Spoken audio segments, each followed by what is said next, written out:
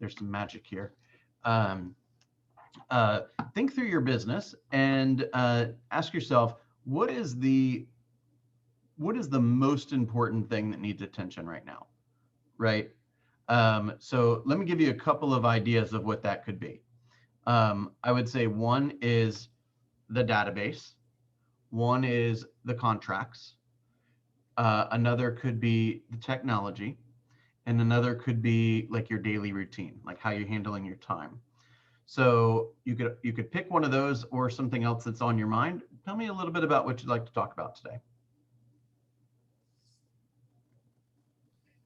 I really need to work on my database.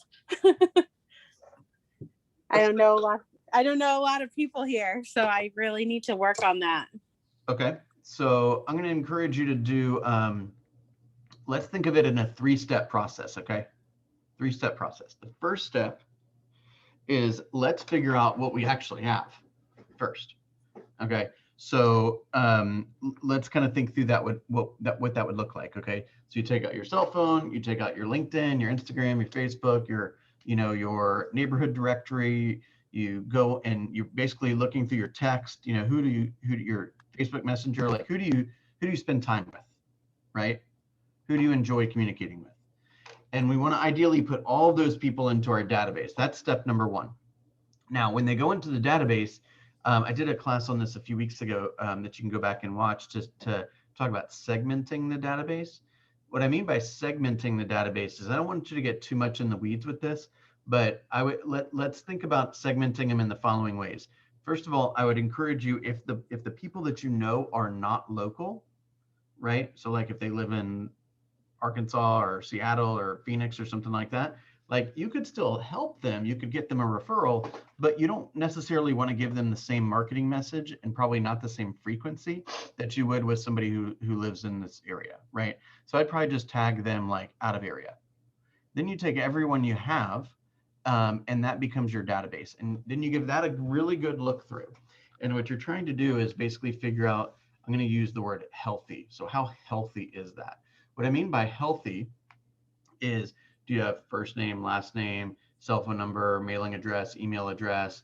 Do you know anything about them? Like, do you know have you recorded any notes, for example? Like, let's just say, for example, you know that they love water skiing, or they love, they have two kids or something like that. Make note of all that stuff, because as you're building your database and as you're filling your brain with all this new real estate stuff, something's going to get lost, meaning you want to record everything that you currently know. Okay, so let's review. You put everyone together, you segment out the locals versus the not locals. Okay, and then what I would do is determine how many people I got. Okay, here's a good rule of thumb.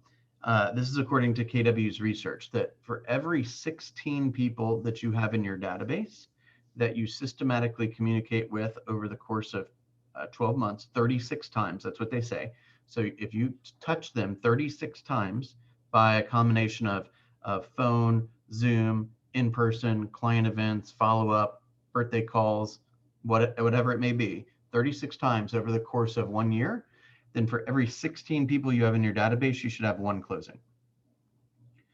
What that means, just so you know, let's use you, Raven, as an example. Let's say you build out your database and you've got 60 locals in your database. Okay. You will, statistically speaking, probably have somewhere between 3 and 4 closings for the year with that database. So what then you should identify is, well, how many am I supposed to have, or how many do I want to have, right?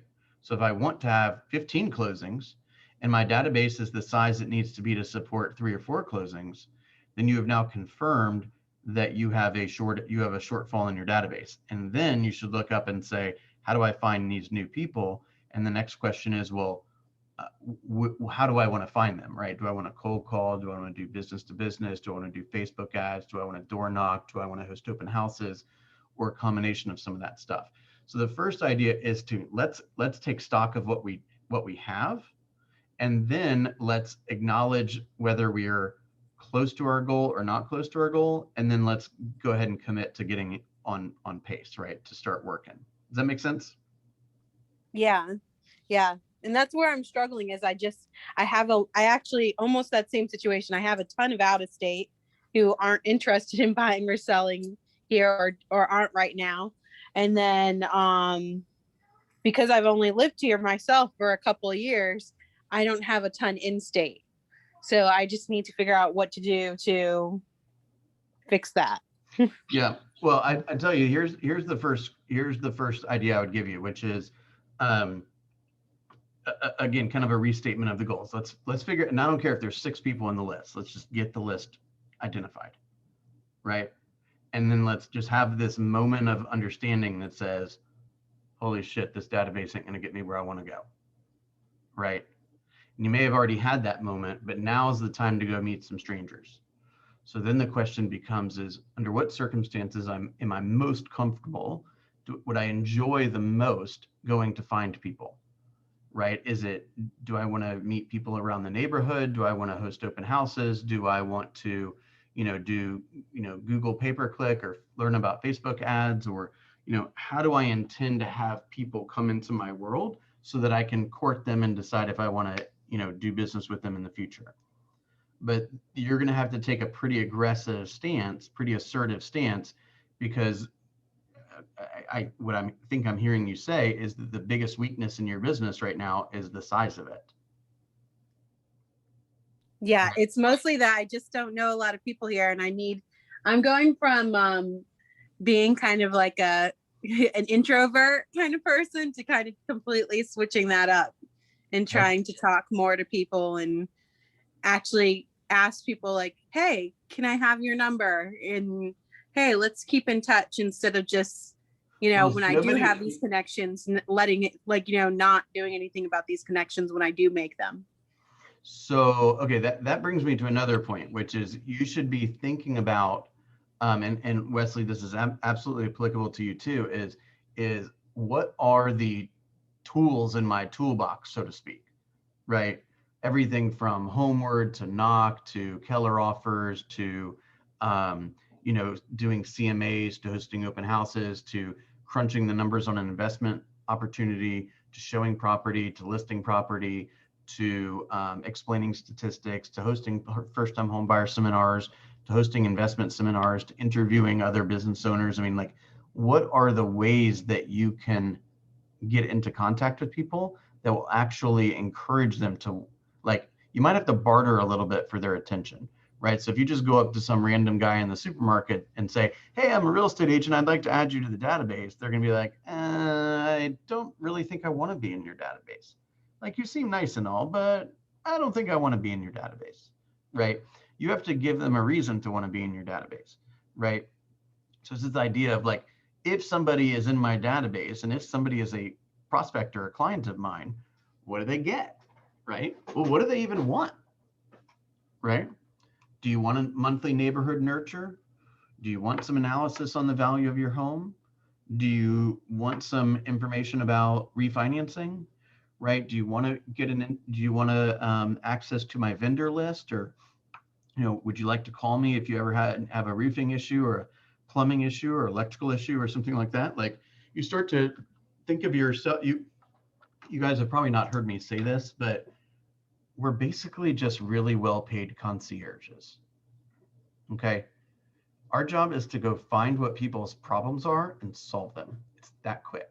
It's that simple. Most of the problems have to do with real estate, but at the end of the day, everyone's got problems. Our job is to find them and fix them. That's it. That's all we do.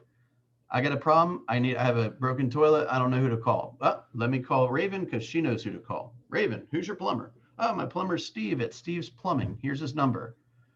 And the person calls Steve at Steve's Plumbing. Toilet's fixed. Problem solved. Oh, I love Raven. She's great. See what I'm saying? So sometimes when you do stuff for people, when you deliver kind of concierge service, you will be paid. And sometimes you will not be paid. Right? And that's okay. This is a long-term business. I hope that you think of it that way. Right? We get paid very, very well. However, we don't get paid well enough to screw people over and expect to, and not to mention the fact that that's not what we should do, right? But like, our paychecks aren't good enough to just want one from each person. right? Raven, if you were my buyer, I want to blow you away with the experience that you will have when working with me and my organization, so that you will feel compelled to tell everyone you know, whenever anyone else mentions the word real estate, you will go out of your way to make sure that that person knows how great of an experience you had and that it came through me. If you want to have an awesome experience, if you want to save money, if you want a great negotiator, you better call Raven before you be making any real estate decisions. Are you clear? Right? And the more people out in the universe that speak like that and think of you that way, the more success you're going to have. Okay. So if I can be probably more blunt than I've ever been with you, Raven, are you cool with that? Of course. You can either have a small database and talk about it, or you can have a small database and do something about it. True. I get Right. stuck with like the thought, like I've thought about, because I have a lot of like younger people coming to me and they'll ask me questions about buying. And that's a lot of the people who are around me are younger and they're buying their first houses. And I thought about doing something like a first time home buyer thing, but then I get caught up on, well, I'm new. So what if I give them the wrong information, or what if I don't know enough, and then how do I set this up? You know what I mean? I don't know. So like I get these ideas I get these ideas in my head, like, oh, I should try this marketing or that. But I don't, then I'm like, okay, now, and it might be just because of my personality. But I'm like, all right, now how do I make this happen? How do I make this idea happen?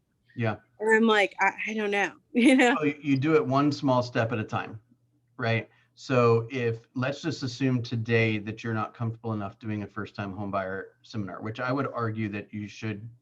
I think you're more ready than you think, but let's just assume you're not.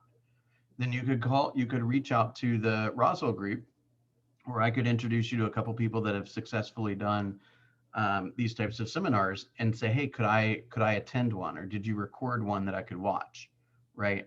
Or you could, by the way, Keller Williams has like seminar material, like they've already got the presentation like drawn up basically, right? You could also partner with a mortgage professional, right? Or a closing attorney, and a closing attorney. And the mortgage professional talks a little bit about how to get their finances prepared, and what to do and what not to do as you're preparing and saving up for down payment, and credit score repair if necessary, and these kind of things. And then you talk a little bit about, hey, here's how I protect you, here's how we look at homes, here's some things you could expect in the contract, this is how long it will take, right? These kind of things, right? If you're currently renting a place for $1,700 a month, here's an example of a place that you could buy in our area for the same amount of money, right? Affordability has never been better based on the interest rates.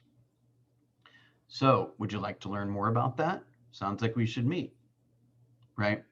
One thing that I'm constantly saying to the group is you really need to be asking yourself every day two major questions. Question number one, let's say I usually say before you go to bed, right? As the head is hitting the pillow, you better ask yourself two questions. The first is, I'm a professional real estate agent.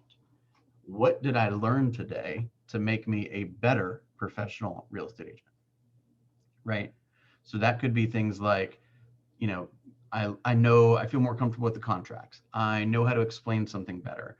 I understand the contingencies better. I know the inventory better. Like I know exactly what you can buy in Roswell for $400,000 because that's what I studied today, right? I know exactly how it's different than what you could buy in Roswell for 250 or 600 or something, right? So I know the market better. Maybe I'm better at my presentations because I did some role play or script practice with somebody, or maybe because I, met with my accountability partner. I practiced over and over again, right? How did I get better? And the second thing you need to be thinking about is who knows about it, right? Who did I meet today that is interested in talking to me in the future, right? Meaning, did I grow my database? Am I anywhere closer to having a bigger audience or a client that is ready to go.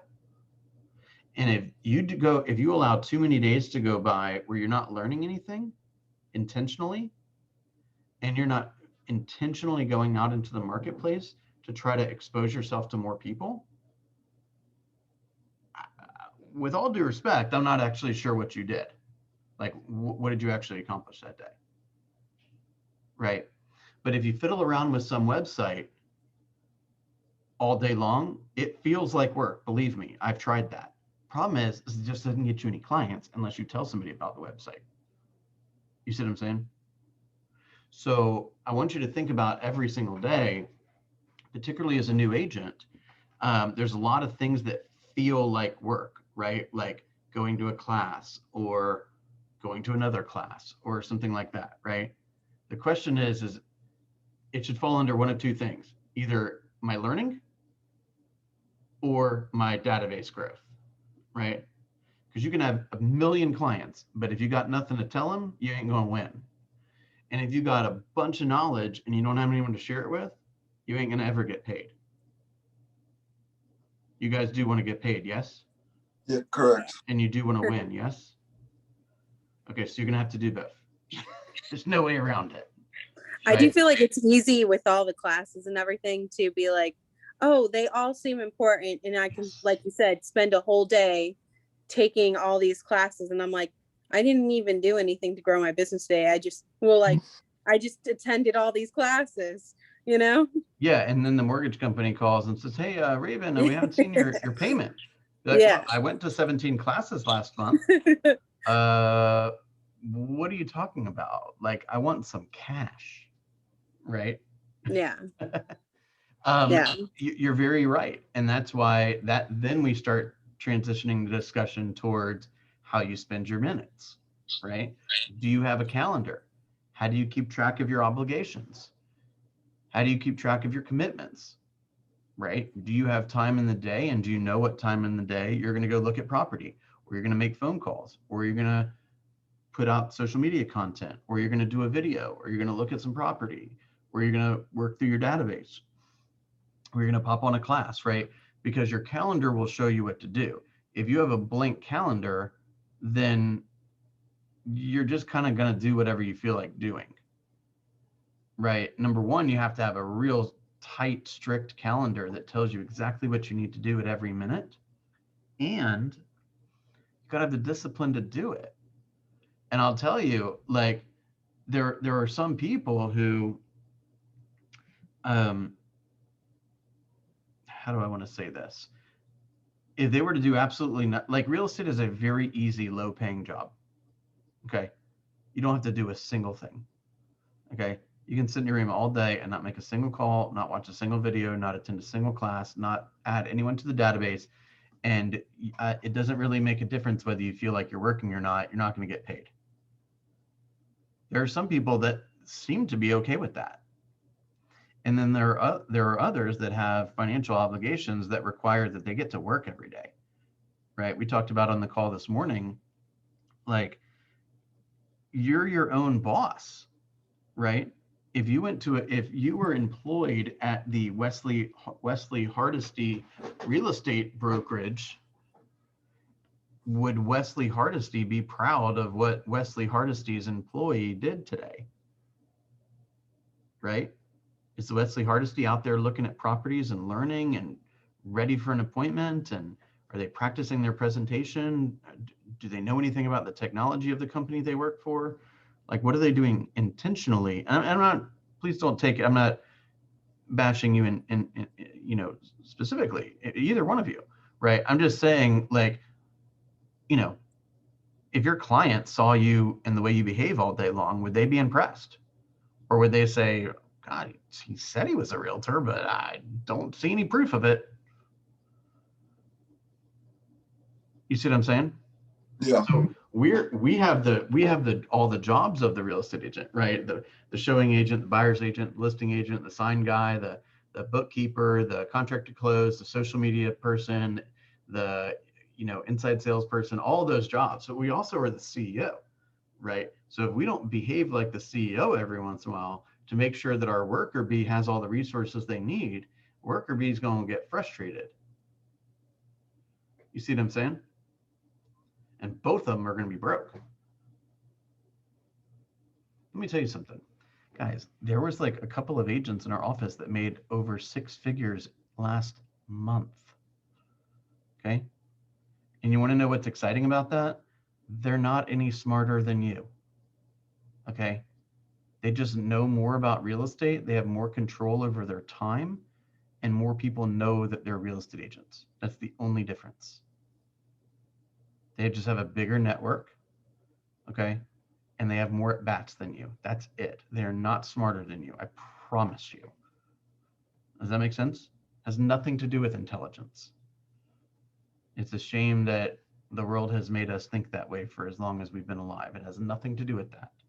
It has to do with desire and work ethic.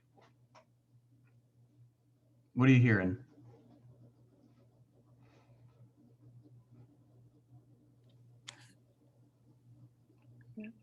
What are your thoughts?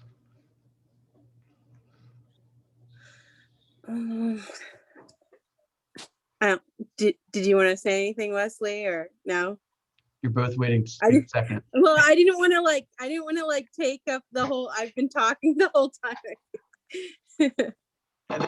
That's how masterminds work, right? If you want to speak, you got to be assertive. You're up. Raven, tell us everything on your mind. I just feel like I don't know if it's kind of different just because of where I am in my life right now, but I feel like sometimes that like I'll work on the computer, I'll do all these things, I'll go tour houses and post videos of it, things like that, telling people I know that I'm a realtor, everything like that. But I feel like my time, because I'm a mom of young kids, is more constrained than some of the people, you know what I mean? Some of the people who are making these 6 figures and things like that, you know what I mean? So I feel like that can make it a little more difficult sometimes. And then I'll do something and I'm like, oh, this is a great idea. Like I said, like we were talking about, but I'm not seeing any kind of feedback from it. Like, I feel like I'm still testing. I'm still trying to figure out what I'm good at. You know what I mean? Yeah. Like I'm testing a lot of different resources. Like I've been trying to call people, and I've been trying to post on social media. I've been trying to, get out there more with, people in the area and get connected more with people in the area, and basically get the word out there that I'm an agent and I can help. And I feel like I'm still kind of taking stats on what works for me and not, you know what I mean? Yeah. So now is like you just triple down on all your activity, so you can kind of go through the like kind of the list of options faster. Really, I mean, as fast as you're comfortable doing it, right? Yeah. I will tell you that some of our top producers do have little kids, right? So one of the there's 2 things I want to say. One is, and they both kind of sound a little parental. I'm not trying to like speak to you like a child, right? Just speak your mind, man. So one is you don't want to think of you don't even want it to get close to this, where you have this like dream of having this big business, and you're having you're kind of sputtering a little bit, right? And it feels like the reason why you're sputtering is because you have all these obligations at home, like with your kids. Because what you're telling your subconscious is that you're almost becoming resentful of the fact you have kids, and that's causing a struggle with the development of your business. That is not a good place to be. Okay.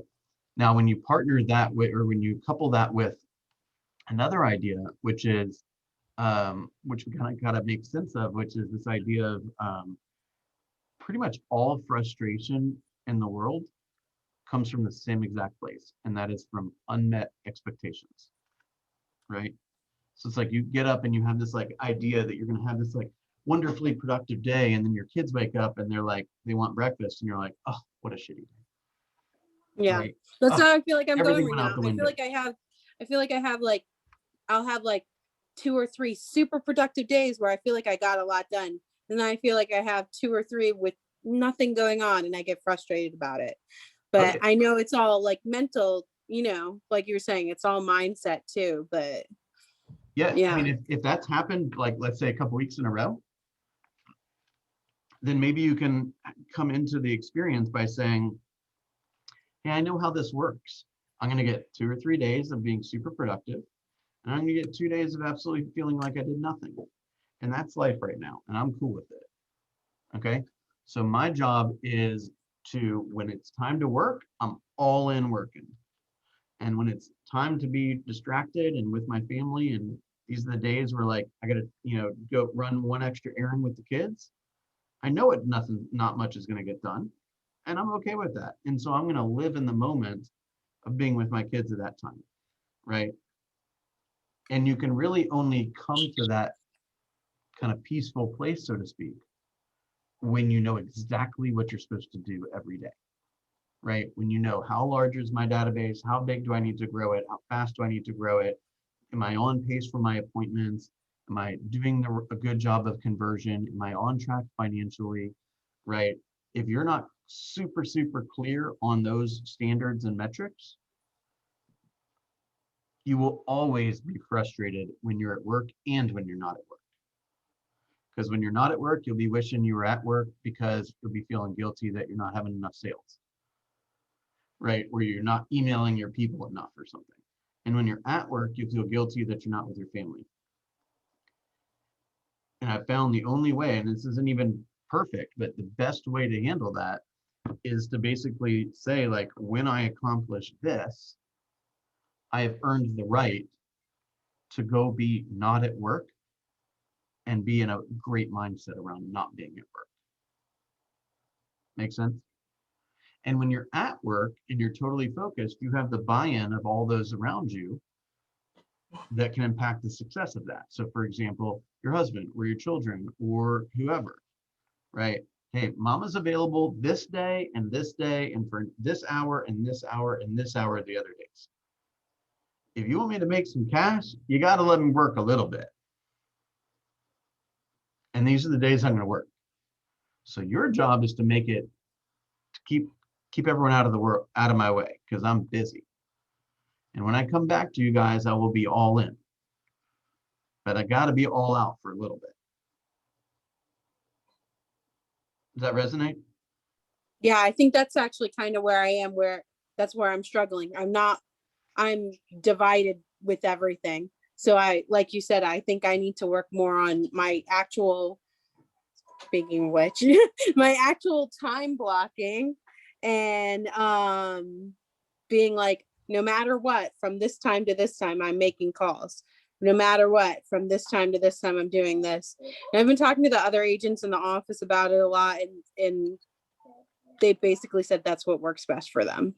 Not just being like, I'm going to work this much today in general, but having like a set, this is when I make calls. This is when I go out and have meetings. This is when I do this. Exactly. And by the way, and that is like, this is when I have dinner with my family. And this is when I go to church with my family. And this is when I sleep in. Right. So it's like, I'm not asking you to make real estate take over your life. In fact, I'm teaching you how to do the exact opposite. Right.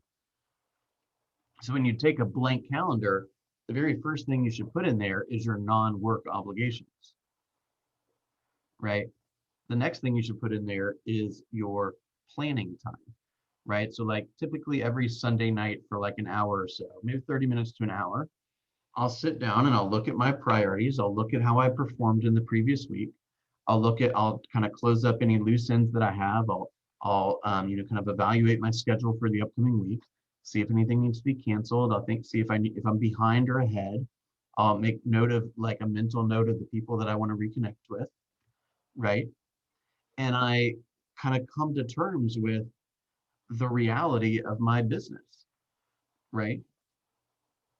Because if I don't do that, I'm not gonna win.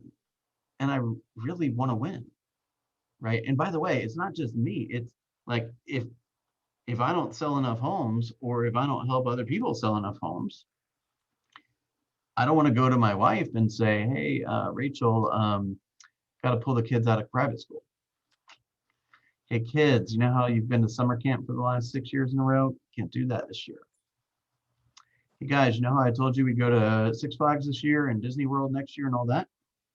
I don't have enough money for that, right? And my kids know, and I'm not insinuating that yours don't, but my kids know that when daddy's working, it's because he's helping other people. He's being really strict about his time, like he doesn't waste time. And that all the results that daddy gets help me have the life I'm having, right? So when I say, hey, daddy will be right with you in 15 minutes, he's got to wrap up something at work. I wish I could claim that she and he listen perfectly, but I know for a fact they know that I'm only doing that because it benefits them. Make sense? Wesley, what's going through your mind, sir? You don't have children, do you? I don't. I mean, I'm 26, so I don't have any kids. What have you heard today? What with respect to that's another thing is sometimes you say, oh, what do you want out of this real estate thing? I just want a little cash and don't have to worry about whether get money, gas is 220 or 240. I don't want to have to worry about the little stuff.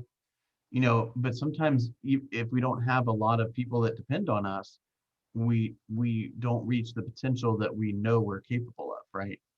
So if you were to go do everything you wanted to do this year and you sold 6 houses, I mean, you and I both know anybody could sell more than 6 houses. I'm just coming up with a random number, but like, are you on track to meet your potential, right? So I think this is a great time for really both of you as you are kind of refiguring what the purpose of business is and what you want it to look like and what you want your lifestyles to look like. Is, gosh, let's start thinking big, because there are some people with gigantic businesses and awesome opportunities. And by the way, I'm not suggesting that that's the best goal of all, right? One person could measure their success by how many listings they take, and another person could measure their success with, did I work out every morning and did I have dinner with my family every night?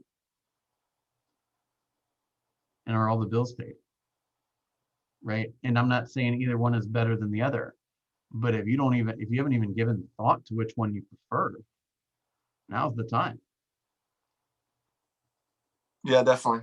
Makes sense. Mm-hmm. So let's button up the database topic for a second. So your business is your database. Okay. So take some time, if you have not already, let's compile our database. Okay. Let's identify the people that are local and those that are not. Let's count. How many people do I have in this database? Right. So for example, if you're going through your cell phone and you see, your old college friend from 4 years ago, call them up. Hey, I don't think I have your email. Well, what's your email? What are you up to these days? Where do you live? Blah, blah. What are you doing for a living? How's coronavirus? Right? You're checking in on your people. And if you have like, hey, Uber driver from New Orleans, spring break 2007, like, it's probably time to get rid of that, I would assume, right? I get no laughs, nothing. I have an Uber driver sticker on my car right now. I've never Uber driver's number. What? I've never saved an Uber driver's number. Raven, have you? I'm just messing with you guys, but I was expecting a smile out of that. I was laughing because I have an Uber sticker on my car right now from when I drove Uber. Yeah. Probably should take that off my car. I probably would. Yeah. I probably would. Right. So yeah. I guess my point is let's figure out who we're in relationship with, and let's set a goal for how quickly we want to grow our database.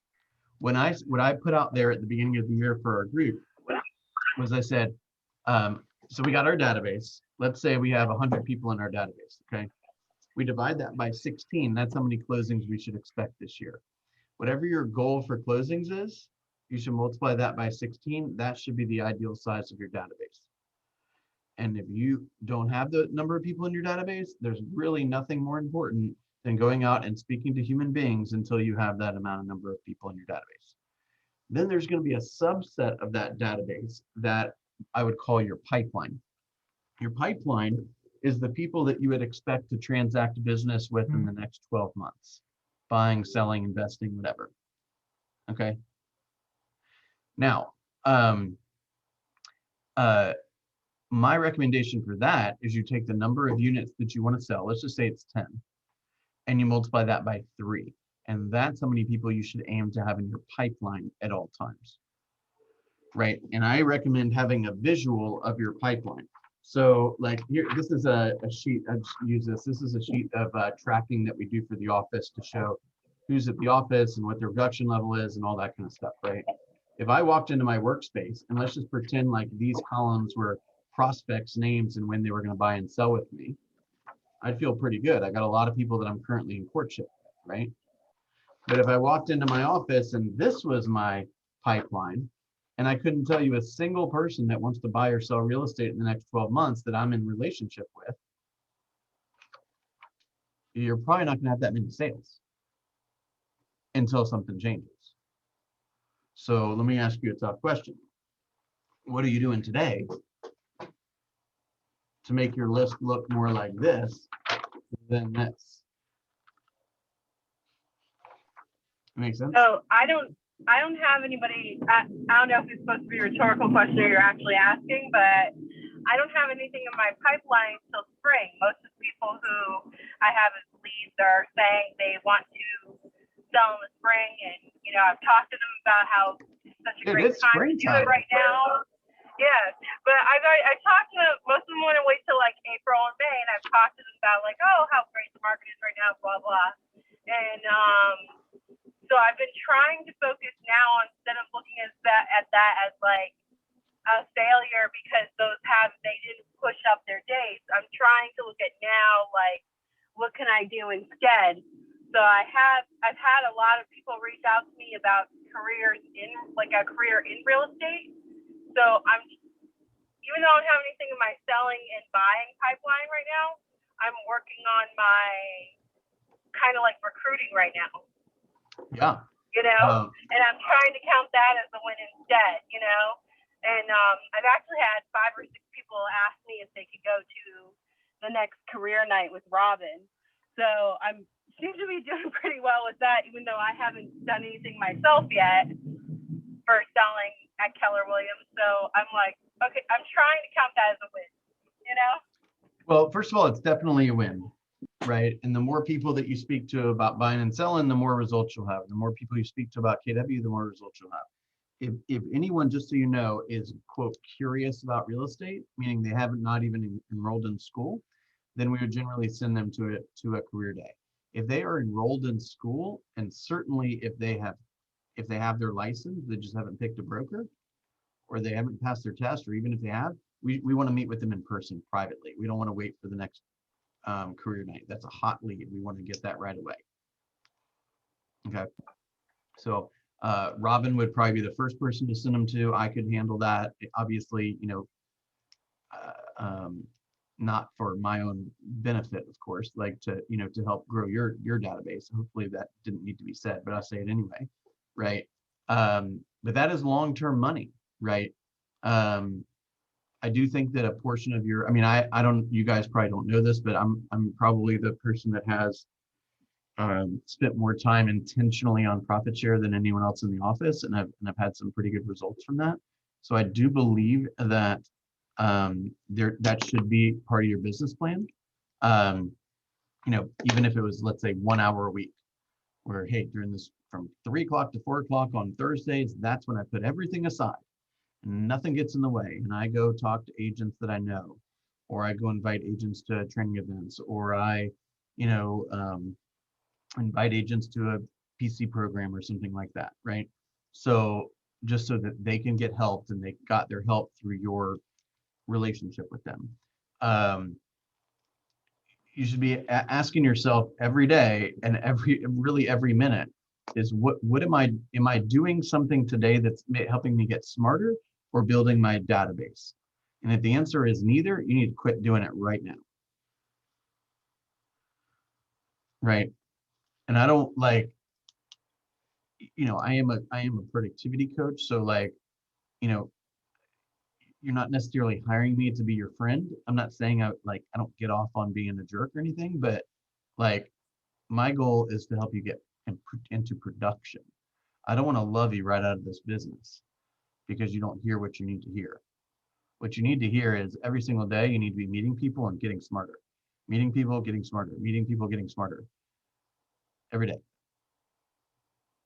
You wake up unemployed unless you got somebody to help. And so if you wake up unemployed, then your job is to go find somebody to help. Does that make sense? Definitely. What else do you guys want to talk about? Anything in particular?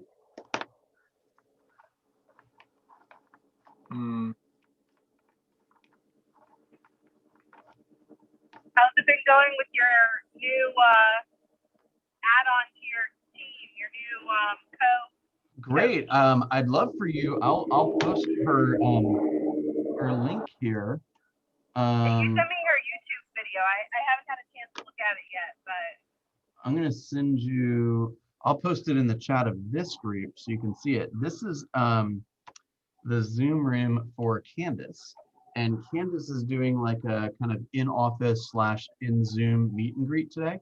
So if you wanted to click that link and go introduce yourself to her, it's going great. We added a couple of classes each week. We did some. We moved for some of the new agents. We moved into a small group coaching model. So instead of a one-on-one for 15 minutes a week, we do a small group of like 3 or 4 people for 20 minutes a week. Because really a lot of the people are dealing with the same stuff, the same challenges, building the presentations, learning how to do their schedule, learning the contracts, getting their confidence, learning the scripts, all that kind of stuff. We've had a lot of good feedback on that. People are really like Candace's approach. She's much, she's kind of like, how do I want to say this? She's kind of a little bit more motherly than me, right? She's a lot more patient than me. I think you need to hear it in the message a few different ways. So I'm excited. I mean, we're at 79 agents right now in the program. We had our best month ever in February in terms of, not quite in terms of GCI or units sold, but our best month per company dollar. And, our people are starting to, really get into transaction and get out there with buyers and sellers, and they're feeling like realtors, right? I mean, they're doing the work, and we're seeing the results. So thank you for asking that. Yeah, things are going well. Yeah. I mean, it's only been a week, but one thing for sure is it's given me a little bit more time to, in somewhat of a selfish way, it's cleared my calendar a little bit so that I can go set a bigger and better vision for my team, so that I can have more time to find the right talent to help, right? So that it's, it's kind of allowing me to, how do I want to say this? It's like I got my group from one place to another place, and now it's a bit of a reset. It's like, okay, I'm looking around, I'm trying to figure out what needs to happen with the group next. I needed a little bit more help in terms of just sheer manpower, right? Because a lot of people have seen good results and they want to participate. And now we're kind of rearranging our offering package a little bit, in our opinion, in a very positive way. And then we're taking it to the next level. And we still kind of run off the same idea where, look, I mean, there's no long-term contract here. There's no short-term contract. Like, if I can't figure out how to deliver value for you, then you're not going to want to do business with me, right? And so I'm basically on stage every single day trying to show people that I'm approaching this with the right attitude. Yeah. Can I ask you a pretty candid question? Sure. I've had a couple of teams approach me in the office, and I'm just curious on what your thought is on teams. I feel like you don't need product to meant to be. You know what I mean? Like, So let's take. self esteem. All right, can you hear me okay? Because you're fading out a little bit.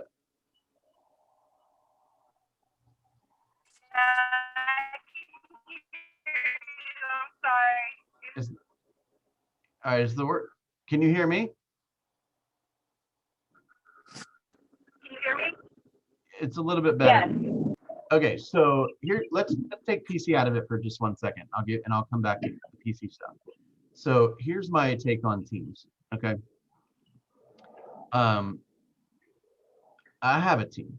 Okay, I was a solo agent. I built a team. It's still out there. I'm not really involved in terms of helping buyers and sellers on a day-to-day basis, but I still have a database of people who like me and who bring opportunities to me, right? And I bring those opportunities to those that I'm in, business with, right? Now, the vast majority of people, in my opinion, got into this business because they want a high quality of life. Okay, a high quality of life includes, to me, unlimited income, or let me rephrase that. Flexibility with income, flexibility with time, flexibility with, vacation time, and when you go to the doctor, and when you pick your kids up from school, and all that stuff, right? You don't get that in a regular 9-to-5 job. So when you come into the business, you, like we alluded to earlier, we're the CEO, we're the rainmaker, we do it all. Okay. And yes, it does feel very overwhelming, but that's what growing a business is like. Okay. You got to start somewhere, and there's a lot of things to do and a lot of things to learn. Now, you eventually, if you do it according to the book, if you will, the Millionaire Real Estate Agent, is you go and create so many opportunities alone that you wake up one day and say, I can't handle all this while maintaining the quality of life I'm desiring. I could work more, I just don't want to work more, right? And at that very moment, that's when you say, oh, I need help. And you go form a team, or you go create a team. All a team is when one person created too much work for themselves and needed help to get it done. It's kind of like, think of it like, you go to a doctor's office. There's more than one person working there, right? There's the clerk out in the front who checks your insurance and all that. Then there's like the nurse's assistant who comes in and weighs you and, takes your pulse. Then the nurse's assistant comes and does everything the doctor used to do. And then at the end, the doctor comes in and say, hey, did everyone behave themselves? Great seeing you. See you next year, right? So the doctor needs all those people in their world because there's a lot of stuff to do, right? So I want you to think about a real estate company the same way. The only difference is day one, you got all the jobs. Okay. Now, oftentimes, what is the least fun for a lot of people in the business is finding the lead. Okay. So a lot of people will join a team because they want somebody else to help with the lead generation. What they will quickly realize is that whoever brings the lead is going to get paid for the fact that they brought the lead, right? So if you go and join a team, you're going to get, most likely, assuming they follow the model, which is a whole different discussion, right? There should be some lead support. There should be some training, some standards, some expectations. And when you do all those things, you'll get some leads. And then once you get the file, you hand it off to the admin person, the marketing's already spoken for, you're not having to do a lot of the clerical work, and you just jump right into the team, right? Now you will get paid less of each transaction because there's a lot of other people that have done the work for that transaction, right? If you were to say, let's say 2 agents start on the same day, one joins the team, one does not join the team, okay? The person that joins the team, assuming they join a strong team, is going to have way more at-bats, most likely, than the person who doesn't join a team. So they will probably learn the business faster. However, they will receive less money for each check. And all the effort that they do that year to grow the database, they're growing the database of the teams, not themselves. So you would you would, hang on, here's Candace. I'm so sorry. That's okay. I had my Zoom room open. But what would happen is you would join the, like, let's say you brought in your database of 100 people, okay? And you joined a team. They'd want access to those 100 people. They'll market to those 100 people all year long. And at the end of it, what will happen is you'll say, hey, I'm done with the team. You'll take your 100 people back, and that's it. So basically all the people that you nurtured and developed over that time that you were on the team will be gone. Because your job was to grow the business of the team. You weren't growing your own business, if you will. So there's a bit of a trade-off, right? If we talk about what we talked about at the beginning, if we talk about the learning and the database, you're probably going to learn at a faster clip if you're on a team, but your database is pretty much going to stay stagnant. So if there's ever a time that you decide to go off the team, deal with that reality. Okay. Now we do have people at our office, team members, buyers agents, that kind of thing, that are literally, they're making hundreds of thousands of dollars, right? Because it's a volume-based business. But when you're on the team, remember, now you're not the boss anymore. Right now, you don't have any control over the marketing message, the branding, when you go show property, right? Raven, if you joined my team and you were a buyer's agent, and we have a lead that comes in that wants to see a house on, Tuesday night, and you're the person that shows the homes because you're the buyer's agent, and you say, well, every Tuesday night I'm with my family and I don't work on the weekends, and I need to pick up my kid at this time, and I need to, all this stuff. I'm like, I don't know if this is going to work, right? I need somebody that can do the job all the time, right? So you do lose a little bit of autonomy, but you get a lot of at bats. Okay. Now, if you bring in PC to this, and I might piss somebody off by saying this. I don't know. It probably wouldn't be the first time, but I'll go ahead and say it anyway. If I was hiring and I knew there was a PC program at the office, if you weren't in PC, I wouldn't even consider you.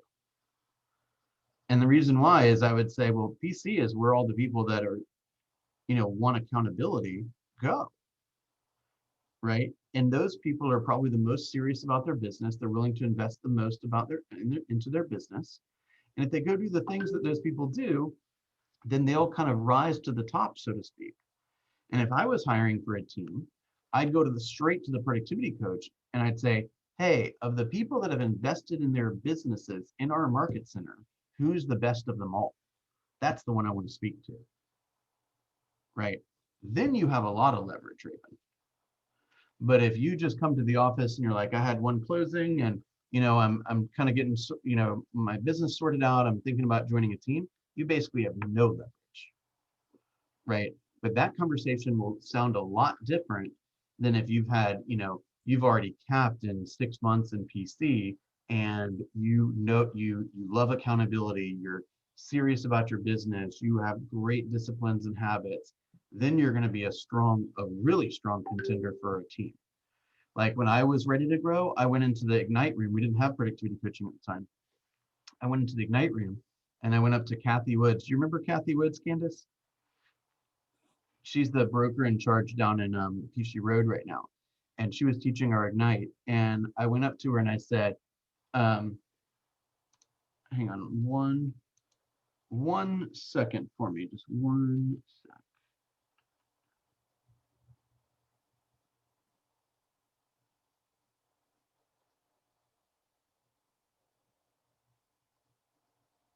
Okay, I lied. Give me 2 secs. Candace, tell everyone who you are.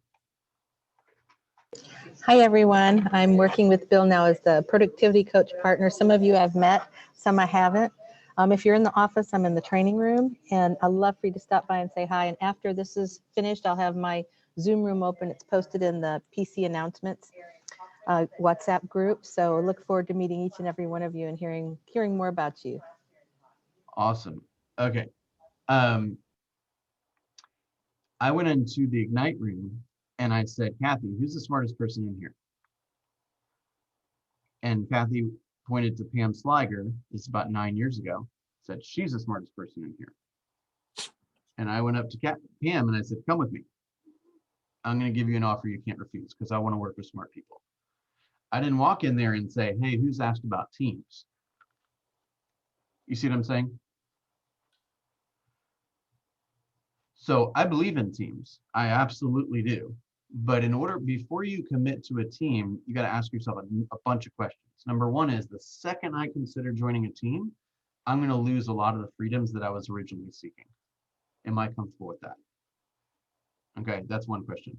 The second question is, what's the deal with this team? How productive are they? Are they following the model? Are they coached? Do they have the appropriate admin support? How much are their people making? What kind of attitudes does the team owners and the team members have? What's the culture like? Right? Do I like, is this a leader that I like respect and admire? You see what I'm saying? Because all teams are not the same.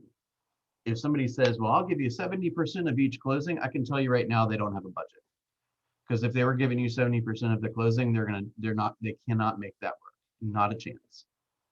Okay. So you got to ask some questions to say, hey, show me your team. Show me who's on it.